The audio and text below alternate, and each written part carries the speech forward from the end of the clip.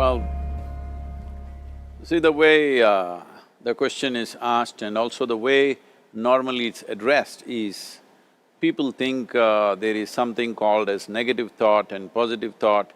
They want to remove the negative thoughts and have only positive thoughts. For such people, I would ask them to just experiment for 10-15 seconds. Let them forcefully remove one thought from their mind. For example, next 10 seconds, just don't think of a monkey. Try not to think of a monkey for next 10 seconds. You will see you will be full of monkeys. So what I'm saying is, this is the nature of your mind, because in this mind, all the three pedals are throttle. There is no brake, there is no clutch. Whatever you touch, it will only go faster. In this kind of mind, people have been taught from moral teachers and religious teachers, do not think about bad things. Well, since then it's been a full-time job. So there is no way you can handle the mind like this. This doesn't need any great enlightenment. If you spend 2 minutes with your eyes closed, you will realize you cannot do anything forcefully with this mind. So, I want to remove negative thoughts. Do not ever go in this direction, because what you want to remove will become your quality. Always you will be on it. So what should I do? The thing is this, without understanding the fundamental mechanism of this mind, because our mind, human mind, is the most sophisticated computer on the planet. Even all the supercomputers have come out of this. When this is the case, is it not important that we understand the mechanics of how it functions? One simplistic aspect of how it functions is, there are no subtractions and divisions in our mind. There is only addition and multiplication.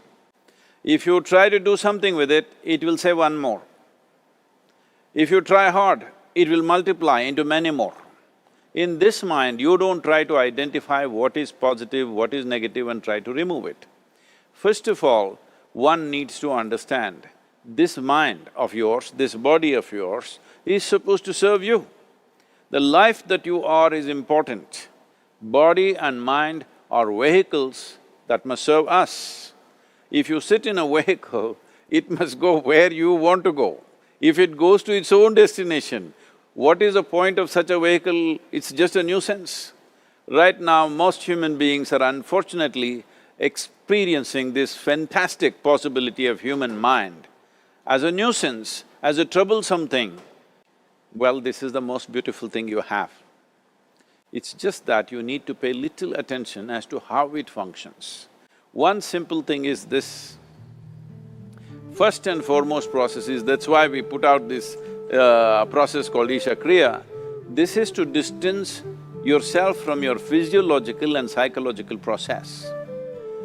There is something called as you which exists. This is not a composite of all your thoughts and emotions and physiological processes. Beyond that, there is you. If you close your eyes, even if you cannot see anything, you're still there. It is through the window of your eyes that you're looking out, but if you close your eyes, it doesn't mean that you don't exist, you still exist. So beyond your thought, you still exist, beyond your emotion, you still exist. So that you, the life that you are, this has to come into your experience. Why is it that you're not allowing that to come into your experience, which is the most significant aspect of who you are?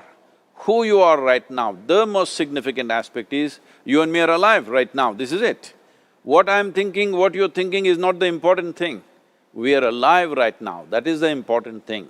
So, it is important that you focus on this fundamental sense of aliveness within you, and then you will see there is a natural distance between you and your thought process. Once there is a distance between your psychological process and your physiological process, this is the end of suffering. Because there are only two kinds of suffering that human beings go through, physical suffering and mental suffering. Once you create a little space between you and your mind, between you and your body, this is the end of suffering. This is something every human being has to experience and know, otherwise thinking I will just remove negative thoughts and I will have positive thoughts, all the best, it's not going to work 100%, it's not going to work. because nobody can remove it, they can avoid it for some time. So when negative thoughts come, you say Ram Ram, Shiva Shiva, whatever you want, but this is just avoiding, it's not gone. The moment you stop that, it will pop back with great force, otherwise it'll come back in your dreams.